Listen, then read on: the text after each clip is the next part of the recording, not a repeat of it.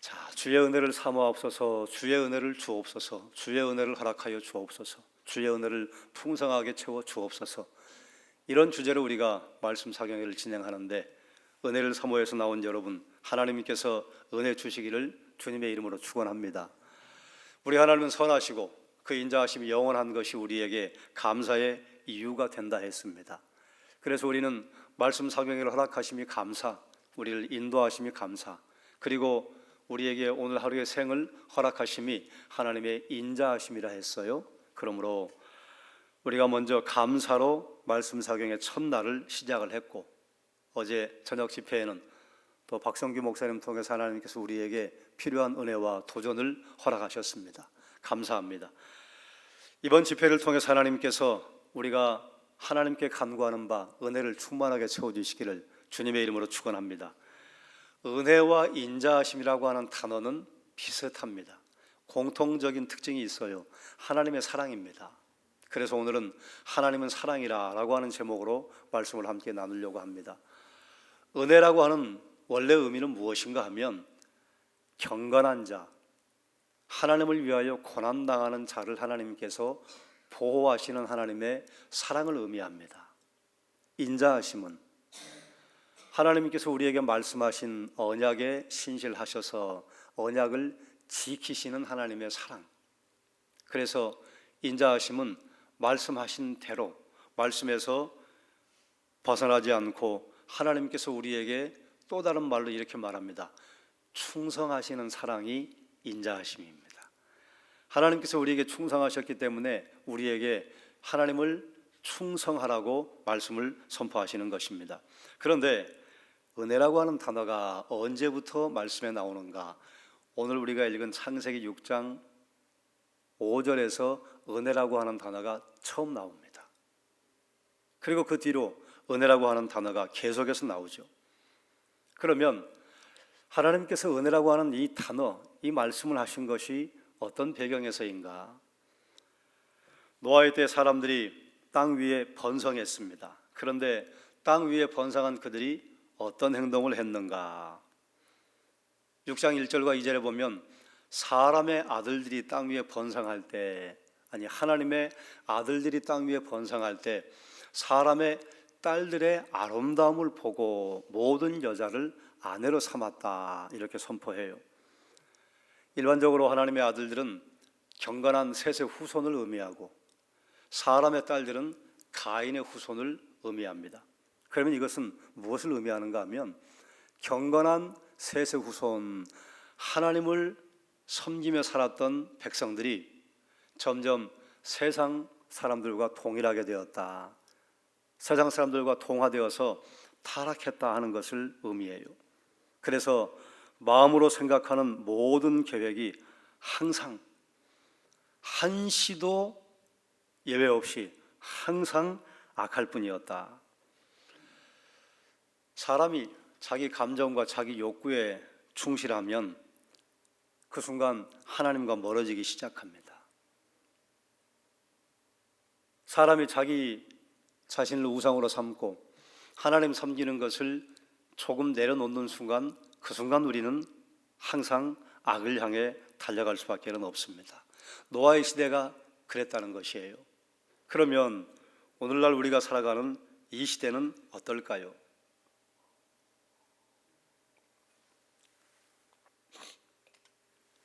작년 11월 세계 인구가 80억 명을 돌파했답니다. 참 신속하게도 늘어나지요. 우리나라는 인구 절벽을 걱정하고 있는데 세계 인구는 계속 늘어요. 세계 인구가 계속 느는데 일조하는 분들이 계시죠. 이슬람, 그리고 개발도상국. 어쨌든 인구는 계속 늘어요. 생육하고 번성하라고 하나님 우리에게 복을 주셨는데 하나님 복 주신 대로 생육하고 번성해요. 우리나라 인구는 올해 3월 기준으로 약 5,100만 명이랍니다. 점점 사람의 숫자는 많아지고 우리 사회와 기술과 문화는 고도로 발달해 가는데 우리 믿음은 어떻습니까? 사람들이 땅 위에 번성할 때 세속 문화에 동화되어서 타락한 것이 노아의 때였는데, 하나님과 점점 더 가까워지는 사람이 많기보다는 하나님과 점점 멀어지는 것을 자랑하고 그것을 당연하게 말하는 사람들이 많은 시대를 우리가 살고 있습니다. 그런데 참 놀랍게도 하나님께서는 미리 말씀하셨어요. 우리에게 마지막을 말씀하시면서 노아의 때와 같을 것이다. 신기하게도 노아의 때와 같은 현상들이 지금 주변에 벌어지고 있습니다.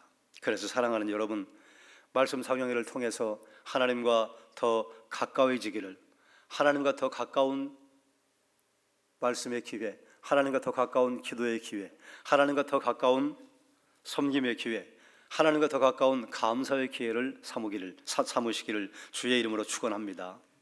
그러면 사람들의 죄악이 가득할 때 하나님의 마음은 어떠셨는가? 하나님께서는 사람들에게 생육하고 번성하라고 계속 복을 주셨어요. 생육하고 번성하라고 복을 주신 것을 인간의 죄악으로 말미암아 끊어버리지 않으시고 계속 이어나가서 결국 이 땅을 잘 준비함으로 말미암아 영원을 준비할 수 있는 기회를 이 땅에서 허락하셨어요. 그래서 생육과 번성의 복을 주셨는데, 그들이 번성할수록 하나님의 뜻보다는 사람의 뜻대로, 하나님의 뜻보다는 사람의 욕망대로 살아갔습니다. 사람들이 점점 하나님과 멀어지자 하나님의 마음을 이렇게 표현하셔요. 하나님께서 한탄하셨다. 그리고 마음에 근심하셨다. 그러면 우리 이렇게 생각할 수 있어요. 하나님도 한탄하시나? 하나님도 근심하시나? 잠언에 보면 사람의 염려와 근심이 그 뼈를 상하게 한다고 하는 말씀이 있는데, 그럼 하나님 근심하시고 한탄하시면 하나님도 이마에 주름살이 하나씩 넣으시나? 하나님은 사람과 다르다고 하셨는데, 하나님은 인생이 아니라고 했는데, 이것은 하나님이 사람처럼 그렇게 근심하시고 한탄하신다 하는 말씀이 아니라 우리가 알아듣도록 선포하신 내용입니다. 하나님께서 사람을 창조하신 것을 내가 실수했다, 실망하신 것이 아니라 사람들의 타락으로 말미암아 사람이라면 이렇게 생각할 것인데 하나님께서 우리를 어떻게 생각하시는지를 알려주시기 위해서 사람의 수준으로 의인화해서 표현을 한 것입니다. 자, 그러면 우린 또 한 가지 생각할 게 있어요. 왜 안타까워하실까요? 다른 설명보다는 부모와 자녀 사이를 대입을 한다면 이해가 잘 될 듯합니다. 부모님들이 자녀를 양육하다 보면 부모의 생각과는 달리 부모가 꼭 이기적인 생각이 아닌 것 같은데 부모님이 봤을 때 객관적인 길로 가기보다 엉뚱한 길로 갈 때가 있잖아요. 그래도 부모님이 그것에 대해서 이야기해주면 기분 나빠하고 듣지 않고, 그럴 때 부모의 마음이 안타깝습니다. 왜 그렇습니까? 사랑하기 때문에. 하나님께서 이 땅에 사람 지으셨음을 한탄하시고 왜 마음에 근심하셨을까요? 사랑하시기 때문에. 하나님께서 우리를 만드시고 창조하시고 우리를 버리지 않고 떠나지 아니하시고 그 아들의 생명을, 우리의 생명을 구하기 위해 주시기까지 사랑하셨어요. 그러니까 안타까우신 것입니다. 우리가 죄악의 길을 향해 걸어갈 때, 우리가 죄의 길로 빨리 갈 때에 하나님은 여전히 안타까워하실 것입니다. 한탄하시고 마음에 근심하실 것이고. 사랑하는 여러분, 말씀 사경의 기간을 통해서 하나님께로 돌이켜야 할 일이 있다면 돌이키기를 주의 이름으로 축원합니다. 사람들의 죄악으로 말미암아 하나님은 어떤 결정을 내리셨는가? 놀랍게도 지면에서 모든 호흡 있는 것을 쓸어버리겠다고 선포하셨습니다. 죄는 사람이 지었는데 지면에서 가축들과 공중의 새까지도 피해를 받습니다. 여러분, 이상하지 않습니까? 죄는 사람이 지었어요. 그런데 왜 가축과 공중의 새까지 지면에서 쓸어버리실까요?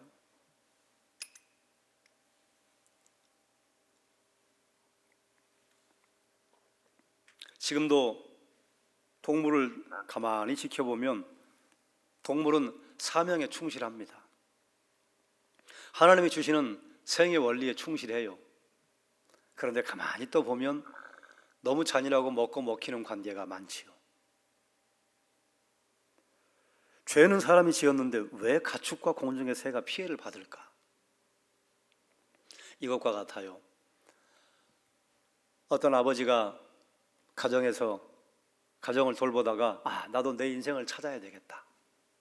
그래서 본인 하고 싶은 것을 하고 본인 마음대로 살아간다면 그러면 가정이 어떻게 됩니까? 겉으로 보기에는 아버지 한 사람만 자기 마음대로 살고 싶어하고 가정을 돌보지 않고 나는 나 하고 싶은 걸 했어. 그런데 왜 온 가족이 어려움 당하고 가정이 깨지고 아이들의 미래까지 잿빛이 되느냐 그 말이에요. 그걸 대표성의 원리라고 합니다. 아버지가 가정의 대표이기 때문에 그런 것이고, 왜 사람이 죄를 지었는데 가축과 공중의 새까지 피해를 입는가? 대표성의 원리 때문에 그렇습니다. 하나님께서 사람을 창조하시고 모든 생물을 다스릴 수 있는 권세를 주셨어요. 그래서 모든 생물을 다스려야 할 사람이 타락했기 때문에 하나님의 진노가 피조 세계에 미치는 것입니다.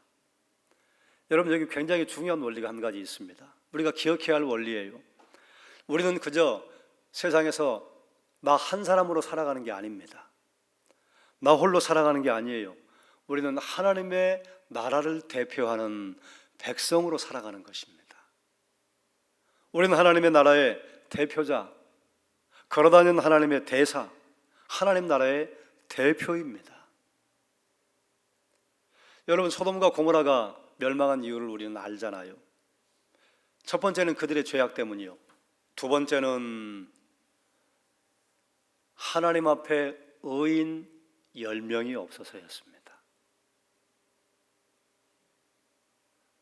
의인 10명과 소돔과 고모라가 무슨 소용이 있을까요? 그 의인이 하나님 나라를 대표하는 것입니다. 사랑하는 여러분, 예수 그리스도의 이름으로 구원받고 하나님 앞에 부름받은 우리는 하나님을 대표하고 하나님 나라를 대표하는 백성입니다. 제가 가끔 말씀드리는 것처럼 기도하는 백성이 있는 이상 이 나라는 하나님이 보호하시고 돌보셔요. 기도하는 백성이 사라지는 순간 소돔과 고모라가 우리의 현실이 될 것입니다. 그러므로 사랑하는 여러분, 여러분이 하나님의 나라를 대표한다고 하는, 여러분이 걸어다니는 하나님 나라의 대사라고 하는 자부심을 가지고 하나님 앞에 나라와 민족을 위해 기도하고 주변의 가족과 친지를 위해 기도하는 삶을 감당하기를 주의 이름으로 축원합니다. 그랬더니 노아는 여호와께 은혜를 입었더라. 그러나라고 하는 단어가 앞에 있습니다. 그러나 세상 모든 사람들은 죄에 빨라서 세상의 죄악에 가득하여 눈에 보이는 대로 살아가고 자기 욕망대로 살아가고 하나님을 던지고 살아가는데, 그러나 노아는 하나님께 여호와께 은혜를 입었더라. 8절을 직역하면 이렇습니다. 노아는 여호와의 눈에서 은혜를 발견하였다. 여호와께 은혜를 입었더라. 이 말의 원래 표현은 하나님 눈에서 은혜를 보았다. 노아가 발견한 은혜가 무엇입니까? 하나님은 심판을 계획하셨지만 하나님께서는 또다시 심판 말고 하나님께서 이 땅에 만드신 하나님의 백성을 사랑하시고 끝까지 사랑하시고 유지하고자 하시는 하나님의 사랑을 보았다는 것입니다. 노아는 하나님의 은혜를 보았어요. 여기 사용된 은혜라고 하는 단어는 제가 설교의 처음 시작 지점에 말씀드린 것처럼 경건한 자, 하나님을 위하여 고난받는 자를 지키시고 인도하시는 하나님의 사랑을 의미한다고 했습니다. 그리고 뒤에 가면 노아는 당대의 의인이었다 그래요. 자, 그러면 노아가 의인인 것, 노아가 경건한 그 이유는 무엇인가? 여러분, 다른 것 아닙니다. 잘 들어보셔요. 노아가 홍수를 하나님께 말씀을 들을 때 노아가 홍수를 알았을까요? 몰랐을까요? 몰랐습니다. 왜냐하면 노아의 홍수 이전에 전 지구적인 홍수가 없었습니다.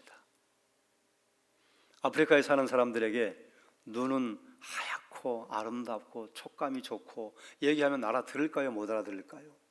못 알아듣습니다. 경험한 적이 없기 때문에.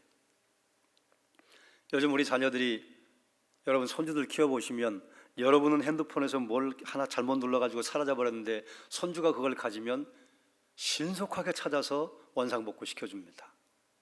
그래서 요즘 어린아이들을 미디어 네이티브라고 말합니다. 미디어 원주민. 빨라요. 아이들에게는 뭐 하나만 얘기해주면 우리보다 더 잘 알아요. 자, 그런데 한 50년 전에 아이들에게 만약에 스마트폰이라고 하는 단어를 설명하려면 어떻게 설명할까요? 여러분, 50년 전에 각 가정에 PC가 있었습니까? 없었어요. 어떻게 스마트폰을 설명하죠? 그것과 같습니다. 하나님께서 내가 홍수로 지면을 쓸어버리리라 말씀하실 때 하나님, 그게 뭡니까? 사람들도 똑같았어요. 홍수로 지면을 쓸어버린다고 분명히 노아가 말했을 거예요. 그래서 배를 만들었어요. 근데 사람들이 믿지 않았습니다. 왜요? 한 번도 그런 일이 없었기 때문에. 그럼에도 불구하고 하나님께서 말씀하셨기 때문에 노아는 그 말씀을 순종했어요. 몇 년 동안? 120년 동안. 1년이 지나고 2년이 지나고 4년이 지나고 8년이 지나고 드디어 노아와 노아의 가문은 세상의 조롱거리가 되기 시작했습니다. 얘들아, 우리 구경 가자. 집단으로 미친 가문이 있다. 아니, 이 땅에 무슨 홍수가 생긴다고? 성경학자들이 연구한 바에 의하면 노아의 홍수 이전에는 이 땅에 큰 비가 없었다고 이야기합니다. 큰 비가 없어도 이 지면이 대단히 비옥하고 대단히 습기가 많고, 그래서 굳이 비가 오지 않아도, 큰 비가 오지 않아도 이 지면에 식물들이 굉장히 번성한 것으로 연구했습니다. 그러니 큰 비가 온다니 웃긴다. 노아가 잘못 들었을 거야. 그런데 노아는 생생히 들었어요. 하나님께서 말씀하셨어요. 그런데 노아가 한 번도 경험해 본 적이 없는 걸 말씀하셨습니다. 그것이 노아의 경건입니다.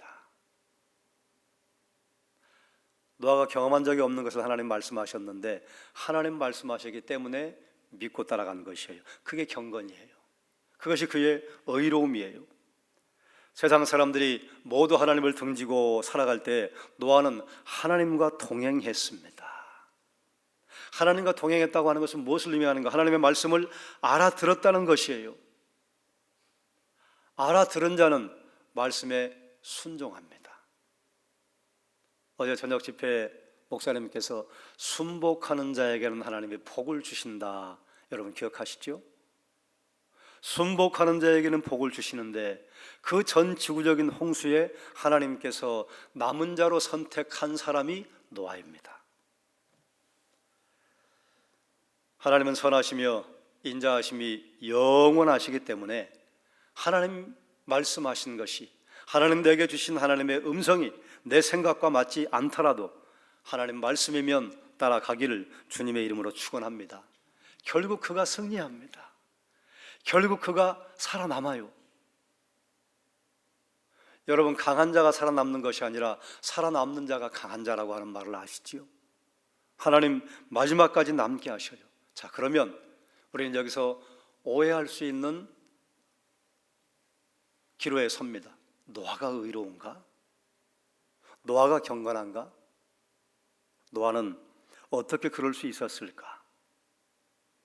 원문에서 말하는 것이 답이에요. 노아는 하나님의 눈에서, 여호와의 눈에서 은혜를 발견했다. 노아는 본 것입니다. 하나님을. 그래서 하나님의 말씀이 말도 안 되는 것 같은데 120년 동안, 이게 말이 120년이지 여러분 생각해 보세요. 1년 만에 끝나면 숨쉴만 해요. 2년 만에 끝나면 숨쉴만 해요. 한 10년 견딜 수 있어요. 100년을 넘어갔어요. 물론 당시에 사람들의 나이가 천수를 누릴 때이기 때문에 100년을 지나갔다 그런 것은 오늘날의 우리 수준으로 생각하면 10년 지난 걸 거예요. 그래도 그렇지 100년을 지나갔어요. 배는 만들려고 해서 배는 만들고 있는데 언제 하나님께서 그 말씀을 응답하실지. 자, 그러면 여러분, 왜 하나님 120년을 기다리셨을까요?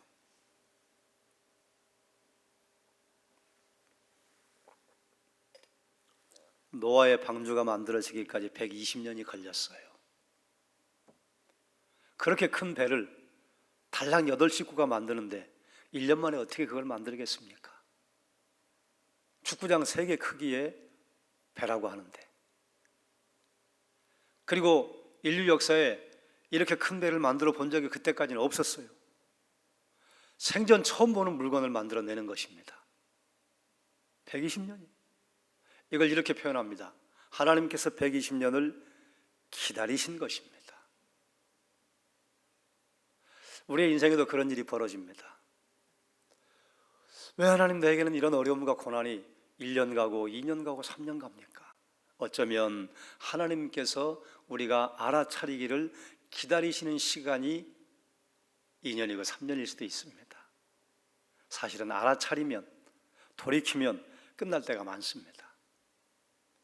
하나님께서 노아의 가족을 구원하시기 위하여 이미 하나님께서 내가 지면에서 사람과 호흡 있는 모든 생명체를 쓸어버릴 것이다 말씀하실 때 이미 한탄하시고 근심하셨다고 표현을 하셨는데, 그 뒤로 사람들의 죄악이 얼마나 더 극악무도했겠습니까? 그런데 왜 기다리셔요? 노아의 가족을 살리기 위해서 120년을. 물론 우리 하나님께는 하루가 1000년 같고 1000년이 하루 같은 우리와 다른 시간의 계산법이 있으십니다만 120년이에요. 어쩌면 하나님께서 곧 내가 올 것이다 말씀하시고 예수 그리스도 승천하셨는데 왜 이렇게 더디 오시는가? 사람들은 조롱합니다. 안 와. 그런 일은 없어. 구름 타고 온다는 걸 믿니? 구름 위에 사람이 설 수 있어? 이것이 하나님 믿지 않는 사람들, 자유주의 신학자들이 하나님을 조롱하며 하는 말이에요. 그런데 우리는 성경에서 수없이 봤습니다. 피로 온 지면을 쓸어버릴 것이다. 사람들이 먹고 장가가고 시집가고 이 말은 무엇인가 하면 세상만 바라보고 세상의 삶만 추구하고 살았다는 것이에요. 그런데 120년이 찾아 드디어 끝내셨어요. 이스라엘 백성들을 가나안 땅으로 들이실 때에 너희가 내 말을 청정하면 들어가도 복받고 나가도 복받는다. 그러나 내 말을 청정하지 않으면 내가 먼 데서 너희가 본 적이 없는 흉포한 민족을 불러와서 너희를 포로로 끌어갈 것이다. 그런데 이스라엘 백성들이 믿지 않았습니다. 왜냐하면 우리 하나님 부르짖으면 도와줘. 부르짖으면 도와주고 부르짖으면 도와주고 부르짖으면 도와주고 살만하면 또 죄짓고, 그게 사사기 500년의 역사입니다. 500년 하나님께서 먼 데 있는 민족 부르지 않았어. 안 와. 우리 하나님 우리가 부르기만 하면 도와주셔. 그런데 그 때가 찾아 아수르를 부르시고 바벨론을 부르시고, 우리 성경에서 하나님께서 인내하시는 것을 대단히 많이 볼 수 있습니다. 지금 주님 가신 지 2000년이 지났습니다. 사람들은 조롱하기 시작했어요. 교회 역사가 시작이 되면서 500년이 지나면서 사람들의 조롱이 시작되었고, 그로부터 1000년이 지난다면 그 조롱이 크게 달했고, 이제는 신 중심이 아니야, 사람 중심이야. 그래서 일어난 운동이 계몽주의 운동이고, 그때로부터 사람들은 하나님의 뜻보다는 이성이 중요해. 그래서 사람들의 생각 속에서조차도 하나님의 영역을 밀어내버리는 작업을 시작을 했습니다. 그리고 급기야는 신은 죽었지, 무슨 신이 있어? 우리가 이 땅에 유토피아를 건설할 수 있어. 우리의 기술력으로 테크노피아. 그래서 사람들은 사람의 기술과 사람의 과학으로 이 땅에 파라다이스를 만들 것처럼 살아갑니다만, 사랑하는 여러분, 아닙니다. 파라다이스는 새하늘과 새 땅이라고 계시록에 말씀하고 있어요. 2000년 세월 동안 얼마나 수많은 사람들이 하늘을 향해 손가락질을 했습니까? 계시다면 내려와봐. 구원자라면 내려와봐. 왜 십자가에 네가 매달려? 대제사장도 머리를 흔들고 그리스도를 조롱하고, 그런데 그것이 우리를 구원하고 살리는 방법이기 때문에 그 모든 조롱과 멸시를 참으시고 십자가에서 그 일을 이루셨어요. 그런데 여전히 또다시 사람들은 그리스도를 조롱하고 멸시합니다. 사랑하는 여러분, 노아는 하나님의 은혜를 보았어요.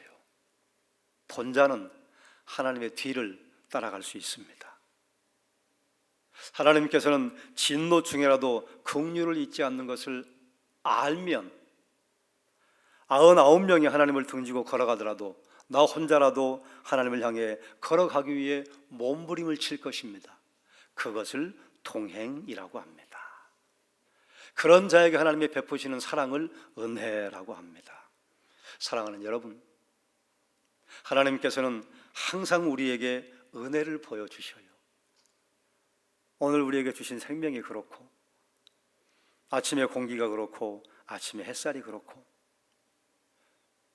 내가 좀 불편한 다리로 걸어왔을지라도 내 두 다리를 주신 것이 그렇고, 예수 그리스도를 보내셔서 우리의 생명을 구원하시기 위한 하나님의 그 사랑의 절정이 그러합니다.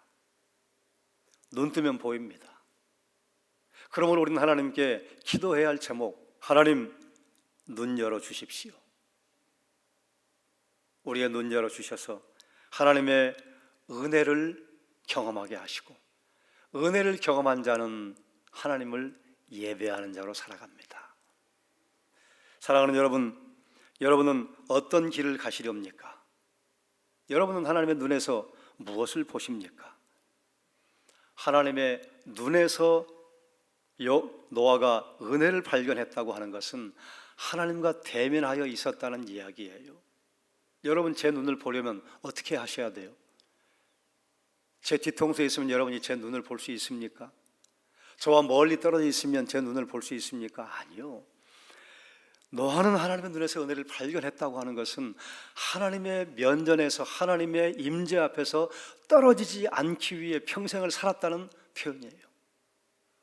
하나님의 은혜 아래에서, 하나님의 은혜 앞에서 멀리 떨어지지 마시기를 주의 이름으로 축원합니다. 그래서 하나님의 눈에서 은혜를 보게 하여 주옵소서. 하나님의 눈에서 하나님의 사랑을 보게 하여 주옵소서. 우리의 눈을 열어 주를 보게 하여 주옵소서. 그래서 예배자로 살아가게 해주시기를 주님의 이름으로 축원합니다. 우리 함께 나는 예배자입니다 찬양하고, 그리고 말씀을 생각하며 기도하겠습니다.